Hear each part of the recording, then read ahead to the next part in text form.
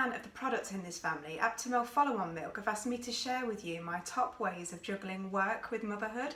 To be honest, I'm still learning. I don't think I'll ever stop learning how to juggle. It can be really tough. You know what it's like. Every single time you leave the house, there's a million and one things to think about, and a simple task like leaving the house or going to work is not that simple. It's like a military operation, but there are a few tricks I've learned along the way that makes things as easy as can possibly be.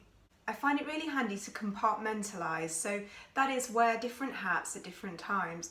So when I'm at work and I've got that hat on, I'm in that mode, and I try not to think about all the things I've got to do at home. Likewise, when I'm at home, I try to shut work away and separate those things that you've got to do, break them down. Otherwise, if you let it mount up, it's always going to bog you down, it's always going to feel like too much. Prioritize even, that really helps me. Then give your priorities all of the attention that they need, and the rest just the amount of energy that is needed to just simply get them done.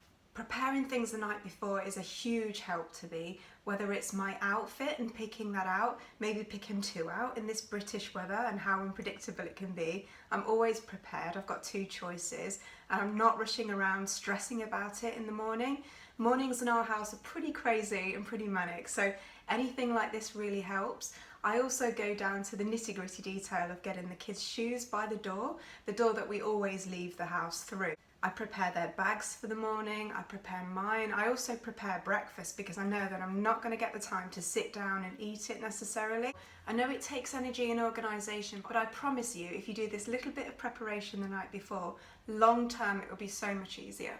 Build up a list in a bank of go-to conveniences, and by that I mean products that make life easier, simpler, more convenient, quicker. I am a bit of a Monica Geller when it comes to organisation. I find organisation fun, and if that makes me a nerd, fine, but my OCD actually helps our family. And there's little things that I love to have that make me feel like I'm being considerate for everybody involved.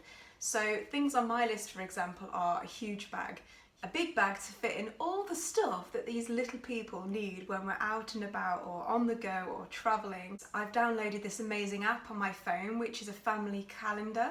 So my husband and I can sync work and social activities. I don't know about you, but sometimes we're like ships in the night and we don't get to see each other or have the energy by the end of a mad working week to sit down and go through all the stuff we do. It just helps us stay on top of not only our own lives but each other's as well. When I'm on the go or I have to go to work and therefore my baby is put into professional childcare, I like to take with me Aptamil Follow on Milk because it basically means that it's quick and speedy. She's not going to be waiting for too long.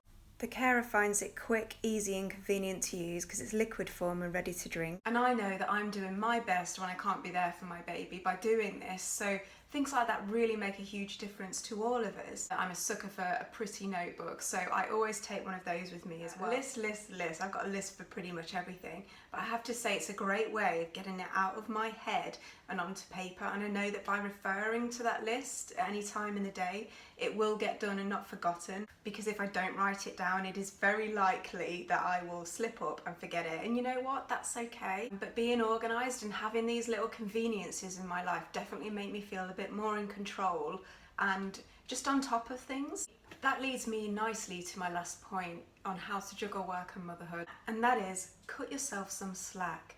You can't do it all, at least not well, but you shouldn't be expected to either. All these things definitely help things be as easy as they can possibly be, but nobody's perfect. In fact, I don't think perfection exists. By going out to work and juggling that with motherhood, you're already doing enough. You're setting a fantastic example for your children. I hope that I inspire my kids, and I hope I inspire you with these tips. Bye for now.